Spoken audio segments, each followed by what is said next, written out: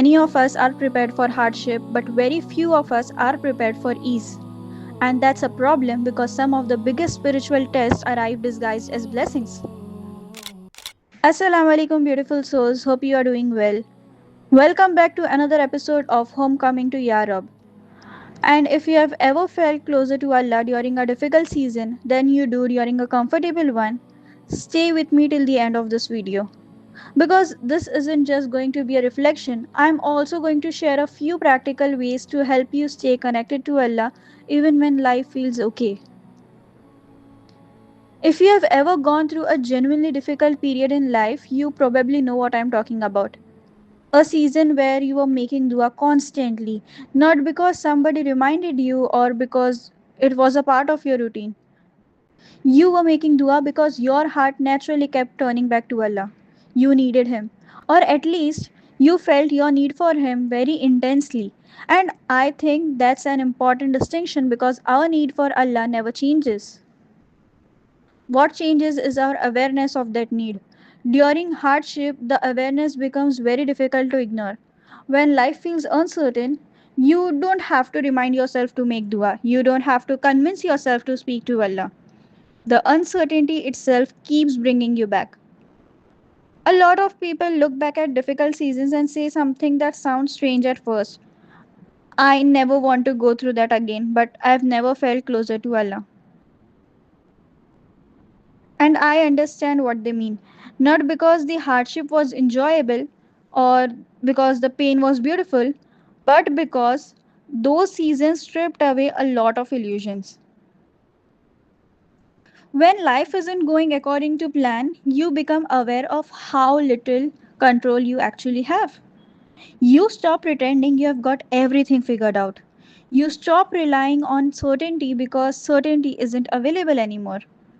Eventually, many people find themselves standing before Allah with a level of honesty they haven't experienced in a long time. The conversations become simpler, more sincere, more real. And I think that's one reason hardship can strengthen a person's relationship with Allah. Not because Allah becomes closer, Allah was always there. The difference is that we become more conscious of our dependence on Him. But here's the part that interests me much more. What happens after the dua is answered? What happens when the problem is solved? What happens when life really begins moving in the direction you have been praying for? Let's see it from a different perspective. This is where the different test begins. Let's say you have been praying for a job, months later you get it. You have been praying for financial stability, things improve, you now have money. You have been praying for healing and you are doing better. Or maybe you have been praying for a marriage and Allah blesses you with one. Life starts becoming easier, Alhamdulillah. But now something subtle begins happening. The urgency disappears. The desperation softens. The constant turning back becomes less frequent. Not because you stopped believing or stopped caring. Life simply feels manageable again. And because it feels manageable, your awareness of your dependence on Allah starts fading into the background. Most people don't notice this immediately. It happens slowly and gradually until one day they realize something uncomfortable. My life got better, but somehow my relationship with Allah became weaker.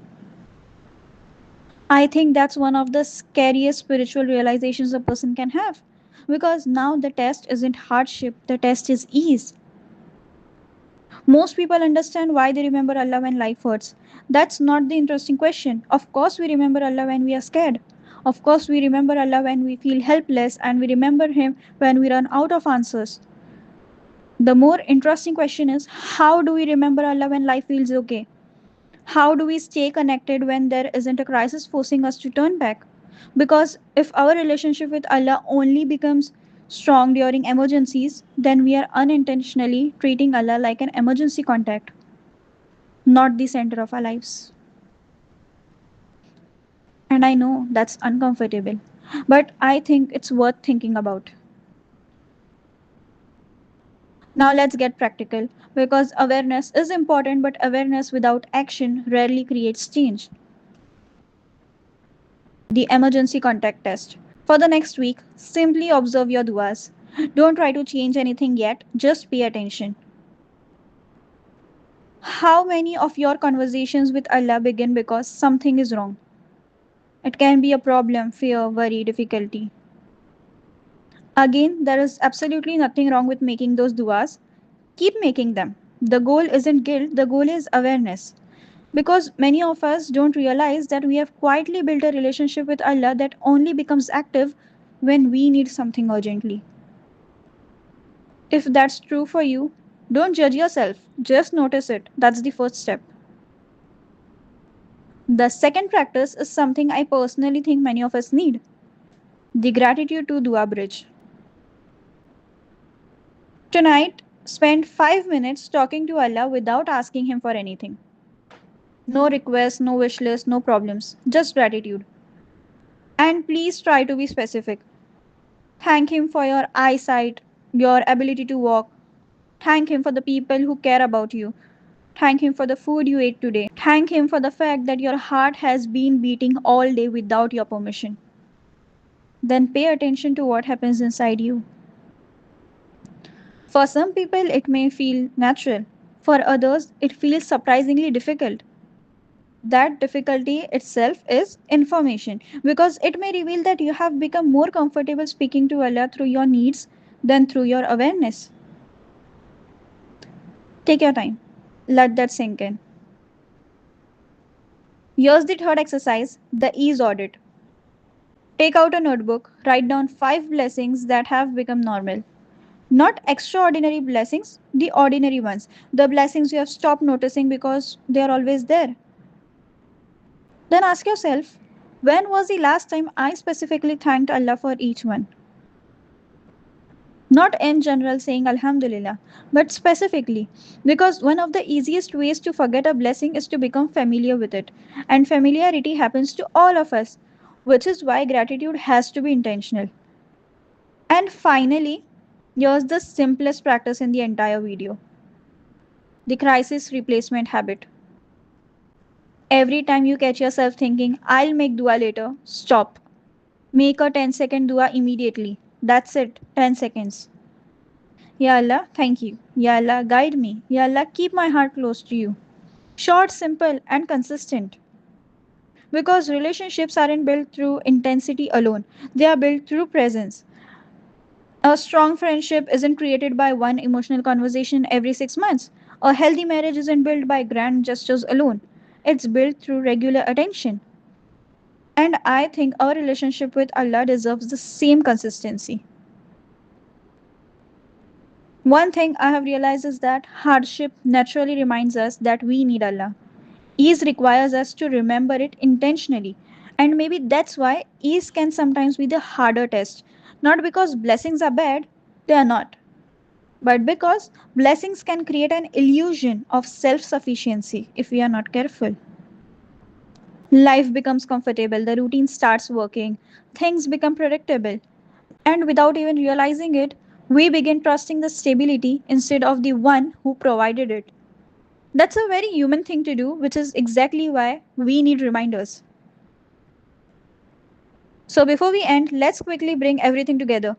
If this video resonated with you, here's what I'd like you to try this week. First, do the emergency contact test. Notice whether most of your conversations with Allah only happen when there's a problem. Second, spend 5 minutes with the gratitude to dua bridge. Talk to Allah without asking for anything. Just thank Him. Third, do the ease audit. Write down 5 blessings that have become so normal that you have stopped seeing them. And finally, practice the crisis replacement habit. Every time you think, I'll make dua later, make a 10-second dua immediately. You don't have to do all of these perfectly. In fact, don't even try to do it perfectly. Pick one and start there. Because consistency changes hearts far more than intensity does. And maybe that's the thought I want you to live with today. If Allah answered every dua you are currently making, your need for Him would not become smaller, only your awareness of that need might. That's why the goal isn't to wait for hardship to bring us back. The goal is to build a relationship with Allah that survives ease. one that exists on ordinary days, one that exists after the dua is answered, one that exists when life finally gets better. Because perhaps one of the greatest signs of spiritual growth isn't that we remember Allah when life hurts. Perhaps it's that we learn not to forget Him when life feels good. May Allah make us among those who remember Him in hardship and in ease. I'll see you in the next video, inshallah. Until then, take care of your beautiful souls. Assalamu alaikum.